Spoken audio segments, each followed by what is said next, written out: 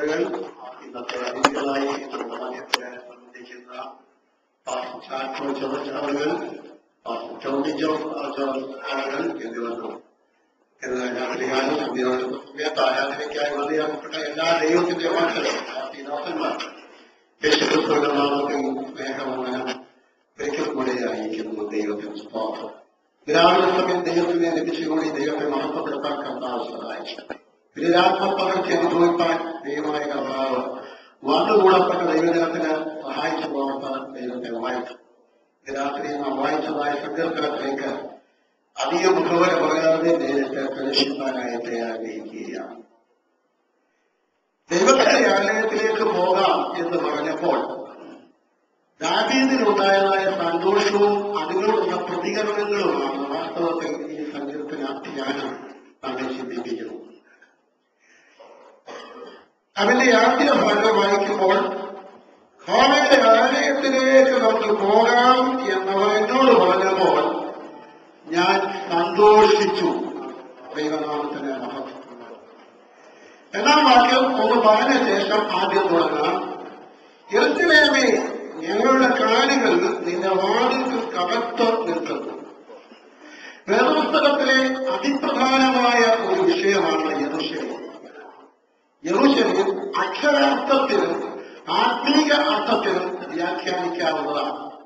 അക്ഷരാർത്ഥത്തിലെ കാര്യങ്ങൾ ഇന്ന് ലോകത്ത് സംഭവിച്ചുകൊണ്ടിരിക്കുന്ന എല്ലാ ഒട്ടുമിക്ക പ്രധാന വിഷയങ്ങളും യെരൂശലേമിനെ ബേസ് ചെയ്യുന്നതാണ്.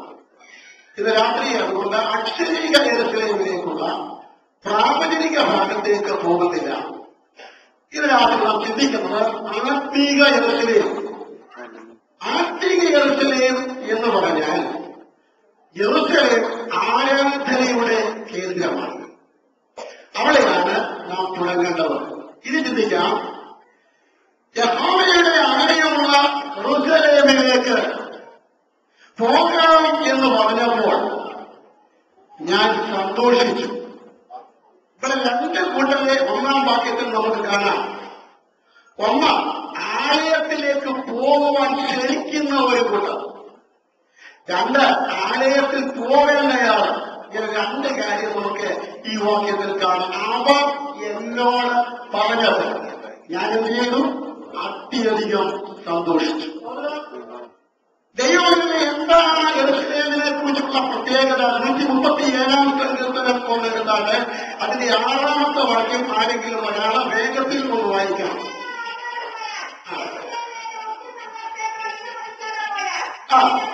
നിങ്ങളെ ഞാൻ ഓർക്കാതെ പോയാൽ യെരൂശലേമിനെ എന്റെ മുഖ്യ സന്തോഷത്തെക്കാൾ വിലമണിക്കാതെ പോയാൽ എന്ന് എഴുതിയിരിക്കുന്നു.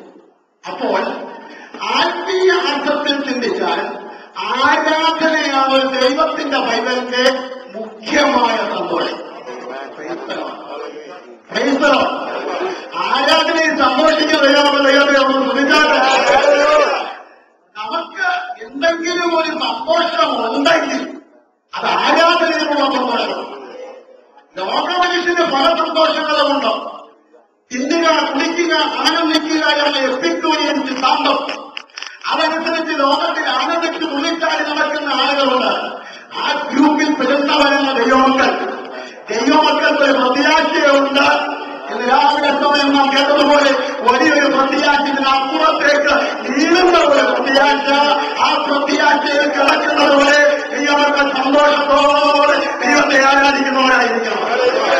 മുഖ്യ സന്തോഷം, പ്രധാനമായ സന്തോഷം, അതാണ് ആരാധന. ദൈവത്തിന് സ്വന്തം മറക്കാൻ പാടില്ലാത്ത ഒരു വിഷയമാണ്. അതിനെക്കുറിച്ച് ചിന്തിക്കാൻ പോയാൽ സമയത്ത് എനിക്ക് അവസാനിപ്പിക്കണം. അപ്പൊ ഒന്നാമത്തെ കാര്യം, ആത്മീക ആരാധന എന്ന് പറയുന്നത് ഏറ്റവും പ്രധാനമായ മുഖ്യമായ സന്തോഷമായി.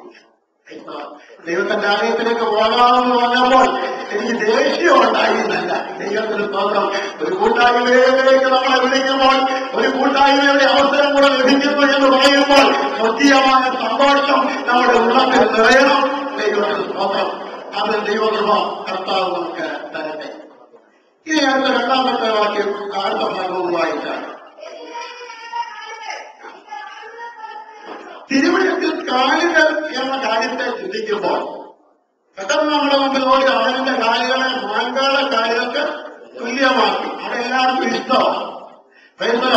പർവ്വതങ്ങളിൽ വിശേഷം അറിയിക്കുന്നവന്റെ കാല് എത്ര മനോഹരം, അതും ഇഷ്ടമാണ്. എന്നാൽ ഈ കാലല്ല. ആരാധനയോടുള്ള ബന്ധത്തിൽ ആലയത്തിനകത്തു നിൽക്കുന്ന കാലുകളാണ്. ഈ കാലുകൾ നടത്തിനെ കാണിക്കുന്നു എന്ന് പറഞ്ഞാൽ ജീവിതത്തെ കാണിക്കുന്നു. ക്രൈസ്തവം യഹോവേ, വിശുദ്ധി നിന്റെ ആലയത്തിന് എന്നേക്കും ഉചിതം തന്നെ.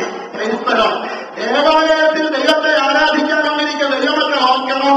കയ്യടിയും പ്രാർത്ഥനയും അന്യഭാഷയും സ്തോത്രവും മാത്രമല്ല, നിന്നിലുണ്ടാകുന്നത് ഈ വിശുദ്ധിയോടെ ദൈവത്തെ ആരാധിക്കുന്ന അവർക്ക് അത് പൂർണ്ണമായ കഴിയും. വിശുദ്ധി ഉണ്ടായിരിക്കും. ദേവാലയത്തിലേക്ക് പോകുമ്പോൾ നിന്റെ കാൽ സൂക്ഷിച്ചോളണമെന്ന് ദൈവത്തിന്റെ വചനത്തിൽ എഴുതിയിട്ടുണ്ട്. മോശയോട് ദൈവം സംസാരിക്കുമ്പോൾ ഉൾപ്പെടുത്തുന്ന കേട്ട ശബ്ദം മോശ എന്താണെന്ന് കേൾക്കാൻ അടുത്ത് ചെന്നപ്പോൾ മോശയോട് ദൈവം വിളിച്ചു പറഞ്ഞു, മോശയെ മോശയെ, നീ നിൽക്കുന്ന സ്ഥലം വിശുദ്ധ ഭൂമിയാകിയാൽ നിന്റെ കാലിൽ നിന്ന് ചെരുപ്പ് അഴിച്ചു കളയണം. അശുദ്ധിയുടെ ചെരുപ്പ് വെച്ചുകൊണ്ട് ആരാധനാലയത്തിൽ ആരും പ്രവേശിക്കരുത്. വിശുദ്ധിയുടെ ഉപദേശം കേൾക്കുമ്പോൾ ഒരു പക്ഷെങ്കിൽ നമുക്കൊരു വിഷമം തോന്നിയേക്കാം. എന്നാൽ വിശുദ്ധന്മാരായി ജീവിക്കുന്ന ഒറ്റയാൾക്കും വിഷമം തോന്നത്തില്ലെന്നാണ് എന്റെ വിശ്വാസം. ദൈവത്തിന് സ്വന്തം. അതുകൊണ്ട് വിശുദ്ധമായിരിക്കണം. വേദപുസ്തകത്തിൽ നമ്മൾ വായിക്കുന്നത് വാശിത്തരോ ബ്യൂട്ടി ഓഫ് പോയിന്റ്, വിശുദ്ധിയുടെ സൗന്ദര്യത്തിലാണ് ദൈവത്തെ ആരാധിക്കുന്നത്. ഒരാരാധന ആലയത്തിലെ അത് ആ മനോഹാരിത എന്ന് പറഞ്ഞാൽ അവിടെ കത്തി നിൽക്കുന്ന ആലത്തീയ ദീപങ്ങളുടെ പ്രകാശമല്ല, അവിടെ ഒരുക്കി വെച്ചിരിക്കുന്ന ഒരുക്കങ്ങളല്ല, അവിടെയുള്ള യാതൊന്നുമല്ല. ഒരാലയത്തിലെ സൗന്ദര്യം എന്ന് പറയുന്നത് അവിടെ കൂടി വരുന്ന ദൈവജനങ്ങളുടെ വിശുദ്ധിയാണെന്ന് തിരുവനന്തപുരത്ത് വ്യക്തമാക്കുന്നു. ആകയാൽ ആ കാലുകൾ സൂക്ഷിക്കണം. ദൈവത്തിന് ജീവിതം സൂക്ഷിക്കണം. ദൈവത്തിന്റെ പാദത്തിൽ വന്നിരിക്കുന്ന ദൈവമക്കൾക്കായി സ്തോത്രം. ആരാധനയിൽ വന്നിരിക്കുന്ന ദൈവമക്കൾ വിശുദ്ധരായിരിക്കണം. കർത്താവ് പറഞ്ഞു, ഞാൻ വിശുദ്ധനായാൽ നിങ്ങളും എന്തായിരിക്കണം? വിശുദ്ധരായിരിക്കണം. അപ്പോൾ ആരാധനയിലെ മൂന്നാമത്തെ ഭാഗത്തിലേക്ക് ഞാൻ കിടക്കുകയാണ്. ദൈവത്തിന്റെ സ്തോത്രം. അടുത്ത വാക്യം ഒന്ന് വായിച്ചാലേ.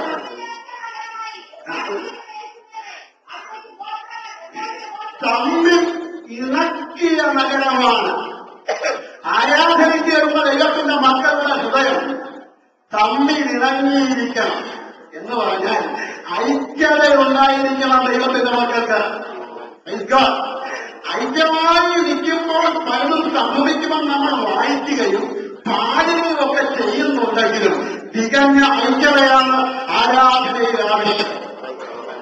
കർത്താവ് പറഞ്ഞ പ്രാർത്ഥനയ്ക്കും അതാണ് ആവശ്യം. നിങ്ങൾ എന്റെ ആലയ പ്രാർത്ഥനാലയമാണ് വിളിക്കപ്പെടും. നിങ്ങൾ ഭൂമിയിൽ വെച്ച് രണ്ടുപേര് ഐകമത്യപ്പെട്ട് യാചിച്ചാൽ പിതാവ് പുത്രനും മഹത്വപ്പെടാൻ ചെയ്തു തരും.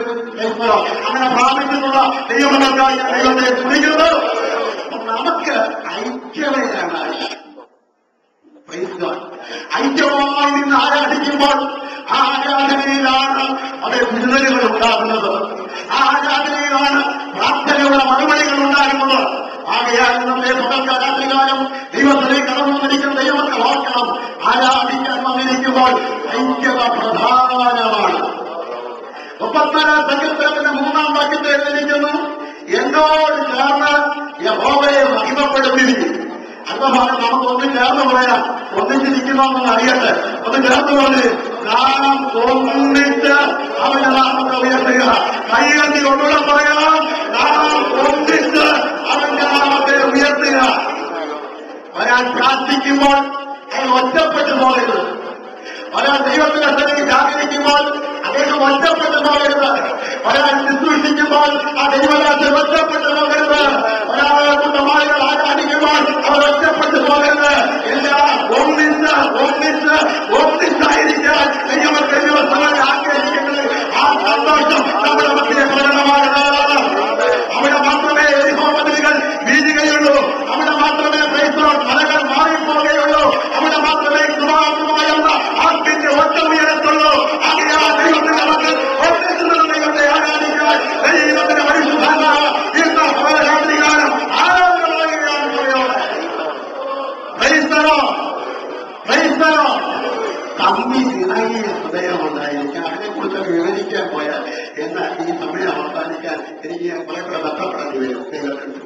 അടുത്ത അതിന്റെ രണ്ടാം ഭാഗം ഒന്ന് വായിക്കുക.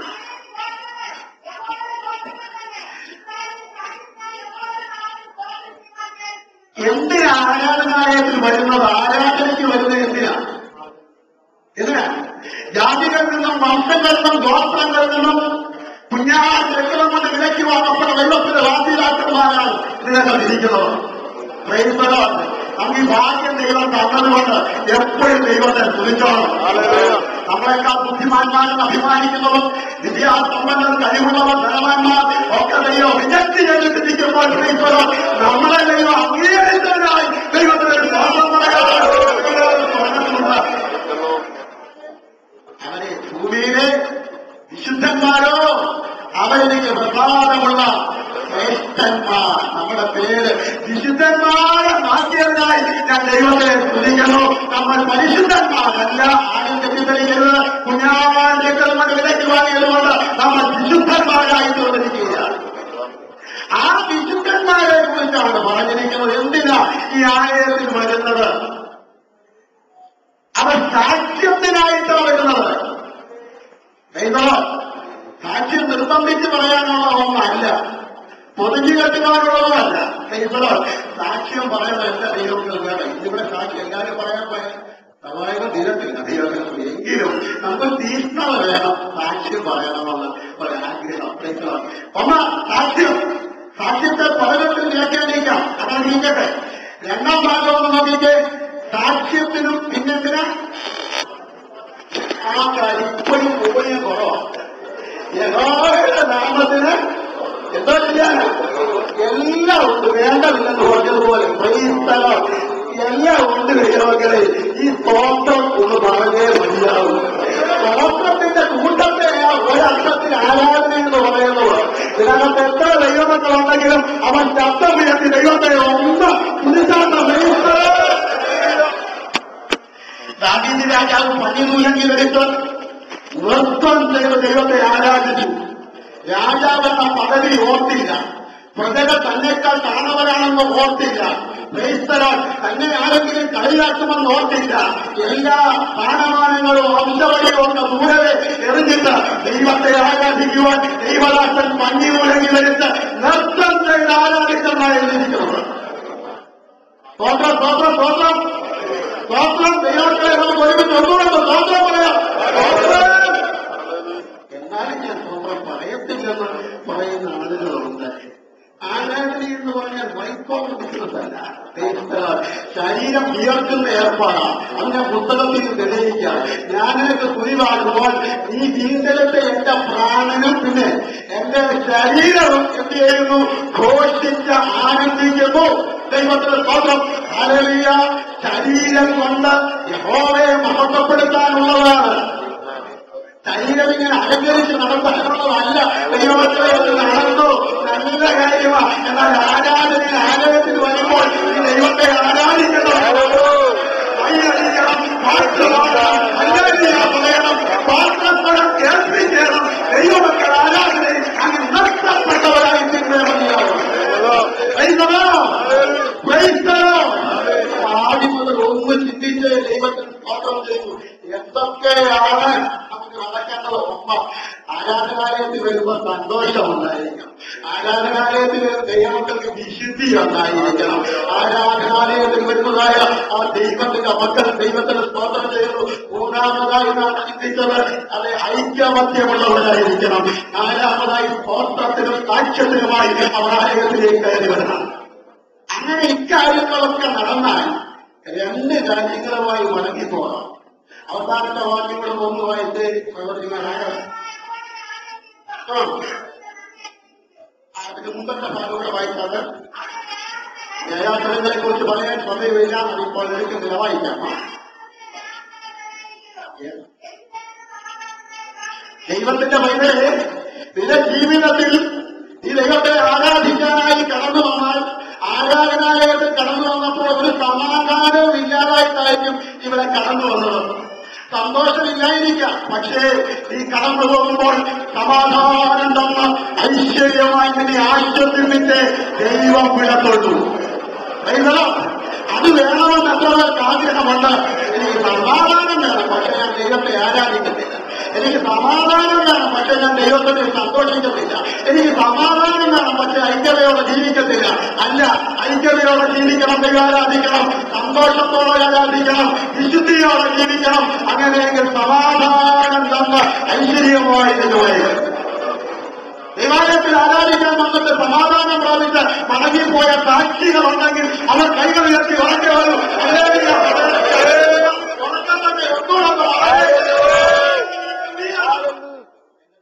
ജീവിതത്തിൽ തന്ന സമാധാനത്തിനായി ഞാൻ സ്തോത്രം ചെയ്യും. അടുത്ത ഭാഗങ്ങൾ വായിച്ചേ. ദൈവത്തിലെ സ്വസ്ഥതയില്ലാതാണ് ആലയത്തിൽ വന്നതെങ്കിൽ നീ മടങ്ങിപ്പോകുമ്പോൾ സ്വസ്ഥമായ അനുഭവം തന്ന് കർത്താവിന്റെ ആയിരിക്കും. ഇന്ന് കൊലക്കാലം അല്പം സ്വസ്ഥത വേണമെന്ന് എത്ര പേർ ആഗ്രഹിക്കും. ഇരട്ട കലഹോളത്തിന്റെ ഹൃദയത്തിനകത്തും തിങ്ങിരിങ്ങുന്ന സങ്കടങ്ങൾ കൊണ്ട് പരിഹാരമില്ലാതെ നിലവിളിക്കുമ്പോൾ പ്രശ്നങ്ങൾക്ക് ഇതുവരെ ഉത്തരം ലഭിച്ചില്ലല്ലോ എന്ന് വിചാരിച്ച് ഈ ഭാരപ്പെട്ട് നിലവിളിപ്പിച്ചിരിക്കുമ്പോൾ പല കൂടിവരവുകൾ സംബന്ധിച്ചും എനിക്കിതുവരെ നിർത്തുപോലെ വിടുവാനായിട്ടില്ലെന്ന് ആരെങ്കിലും വിശ്വസിച്ച് അതേ ക്ഷീണിച്ചിരിക്കുന്നെങ്കിൽ ദൈവം നിങ്ങളോട്